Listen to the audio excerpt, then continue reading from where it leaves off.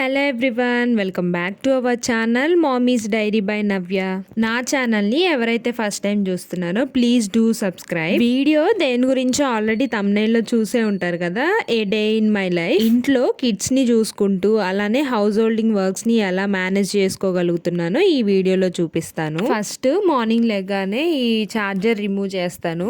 మాకు Ola electric scooty ఉంది, తీసుకొని కూడా 1 year అవుతుంది. దీని గురించి రివ్యూ కావాలంటే కామెంట్ చేయండి, వీడియో చేస్తాను. నార్మల్ గా కిడ్స్ పడుకోవడానికి 9 మహా అయితే 10 అవుతుంది, కానీ మా ఇంట్లో ఎప్పుడు డైలీ 12 దాటాల్సిందే. ఎన్నింటికి పడుకున్నా మార్నింగ్స్ అయితే లెగాల్సిందే. కొంచెం లేట్ గా లేచినా హడావిడి అయిపోతూ ఉంటుంది. టిఫిన్ చేయాలి, లంచ్, డిన్నర్ అన్ని ప్రిపేర్ చేస్తూ మధ్యలో పిల్లల్ని చూసుకుంటూ ఉండాలి కదా. నేను లేచిన వెంటనే లేస్తారు తోకల్లాగా. సో నేను లేచి అలా బయటకు వచ్చి డోర్ ఓపెన్ చేశాను. ఇంకా సుమైరా లేచింది. వాళ్ళు లేచాక కొంచెం సేపు వాళ్ళతో ఆడకపోతే ఆ రోజు అంతా నన్ను అస్సలు పని చేయనివ్వరు. అట్లా కొంచెం సేపు ఆడుకొని ఇద్దరం కలిసి బ్రష్ చేస్తాం. మేం ఫ్రెష్ అవుతున్నామో లేదో ఈ లోపు ధార్మి లేచాడు. పని ఎక్కువగా ఉంది, అసలు అవ్వలేదు అన్నప్పుడే ఇద్దరు లెగుస్తారు ఎర్లీగా.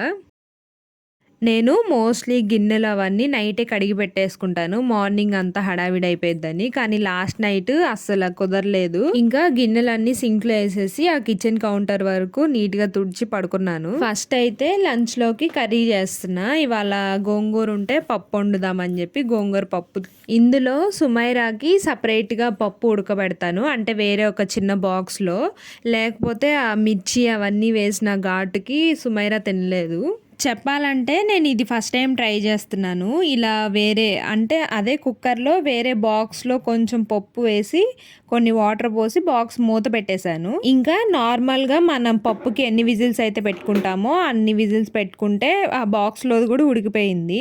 ఇంకా ఈ లోపు ధార్మి అయితే లేచాడు. వాడికి యూజువల్గా నేను ఒక్కటే బ్రేక్ఫాస్ట్ పెట్టను. ఒకరోజు ఓట్స్, ఒకరోజు ఇడ్లీలో వేడి పాలు వేసి దాన్ని స్మాష్ చేసి పెడతాను. ఇంకా ఇవాళ ఏం బ్యాటర్ లేదని చెప్పి ఈ సెర్లాక్ పెడుతున్నాను. ఇంకా వీడికి ఆల్రెడీ 7th month జరుగుతుంది కాబట్టి వీట్, యాపిల్, క్యారెట్ ఆ సెర్లాక్ తీసుకున్నాం. ఇంకా అది తినేసిన తర్వాత వాడు టమ్మీ ఫుల్ అయిపోయింది కదా, కొంచెం సేపు ఆడుకున్నాడు. ఈ లోపు నేను కిచెన్లో గిన్నెలన్నీ కడిగేశాను. ఇంకా ఆ తర్వాత రైస్ కడిగి పెట్టేస్తున్నాను. నేను రైస్ వండడానికి ఎలక్ట్రిక్ కుక్కరే యూజ్ చేస్తాను. ఇంకా బ్రేక్ఫాస్ట్ లోకి సేమియా ఉప్మా అయితే చేసేసాను. ఈ లోపు పప్పు కూడా ఉడికిపోయింది. పప్పు అయిపోయేంత వరకు ఆ బాక్స్ లో వేసిన పప్పు కంప్లీట్ గా ఉడికిద్దా లేదా అన్న ఒక డౌట్ తోనే ఉన్నాను. మామూలుగా కుక్కర్ లో వేసిన పప్పు అయితే మెత్తగానే ఉడికిపోయింది.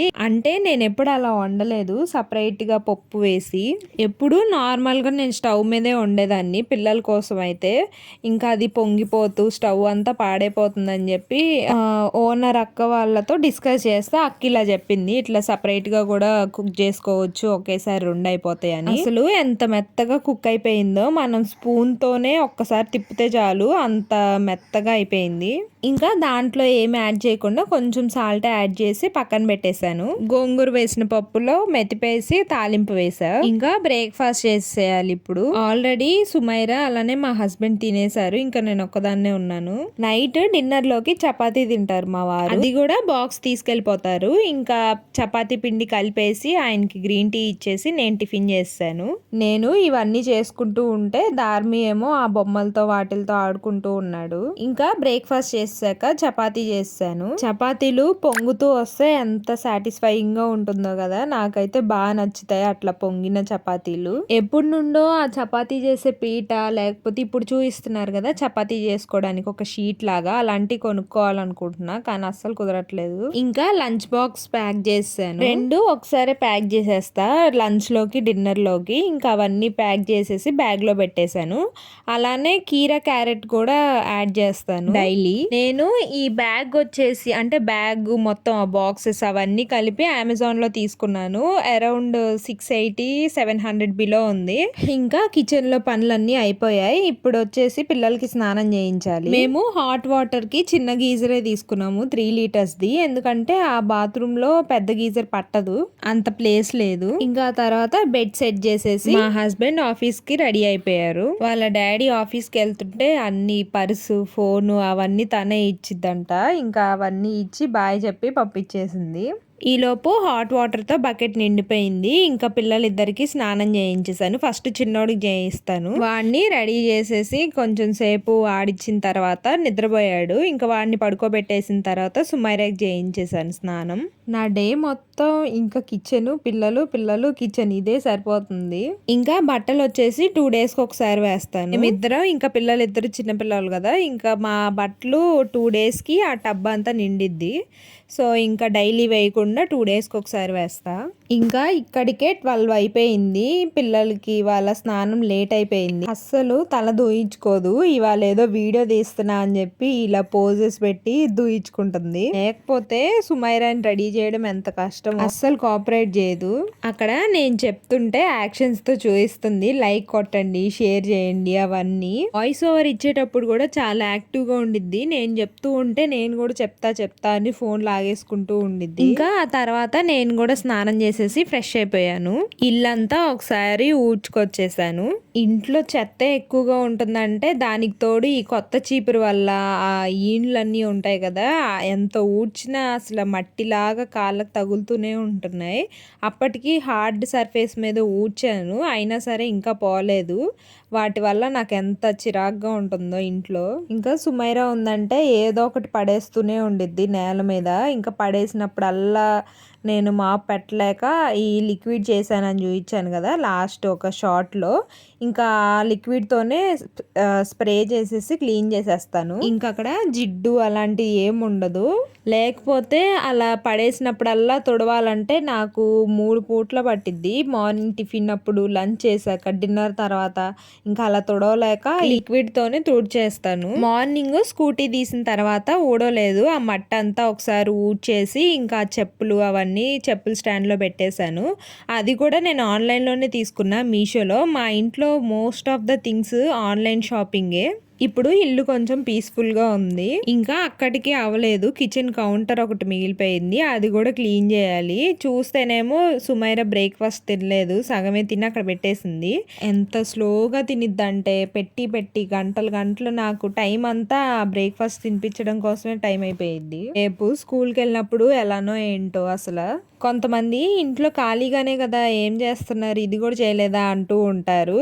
అసలు క్షణం కూడా ఖాళీ ఉండదు, ఎస్పెషల్లీ మార్నింగ్ టైమ్స్ అయితే. ఇంకా ఆ తర్వాత ధార్మికి ఈ ఉగ్గు అంటే మేమైతే గుజ్జునన్నం అంటాం, చాలా మంది ఉగ్గు అంటున్నారు. సో ఇంకా ఈ ఉగ్గు అయితే చేసేసి పక్కన పెట్టేశాను, వాడికి లేచినప్పుడు పెట్టొచ్చులే అని చెప్పి. ఈసారి ఎప్పుడైనా ఉగ్గు రెసిపీ షేర్ చేస్తాను. ఇవన్నీ చేస్తూ కూడా మళ్ళీ మధ్యలో ధార్మి లేచాడో లేదో అని చూసుకుంటూనే ఉంటాను. వాడికి అసలే చిన్న సౌండ్ లెగుస్తాడు, అందుకనే ఇంకా వాడి ఫుడ్ కూడా వండేసి పక్కన పెట్టేశాను. ఇది మరీ ఒక గంట ముందు అట్లా కాదు, ఇంకా వాడు ఒక హాఫ్ అన్ అవర్లో లెగుస్తాడు అన్నప్పుడు కుక్ చేసి పక్కన పెడతాను.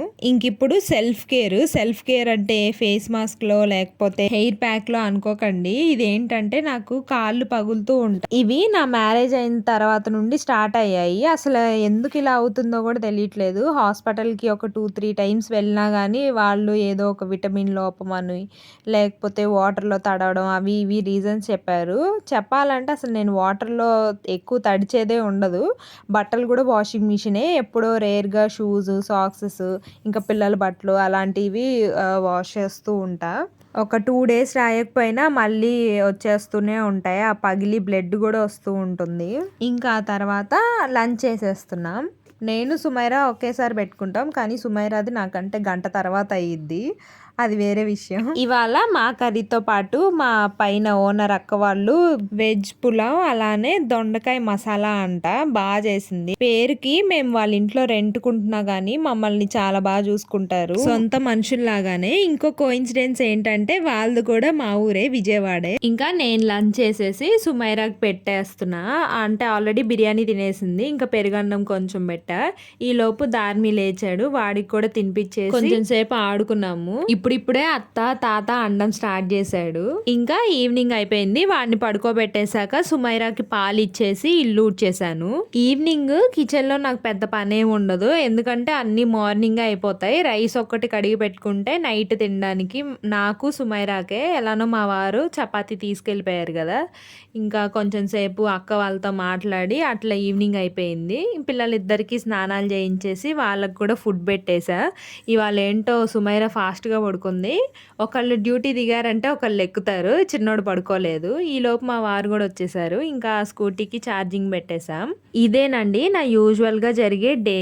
ఇప్పటికైతే ఇలా అయిపోతూ ఉంది. మా చిన్నోడు కోసం ఒక లైక్ చేయండి, అలానే నా ఛానల్ని సబ్స్క్రైబ్ చేసుకోండి.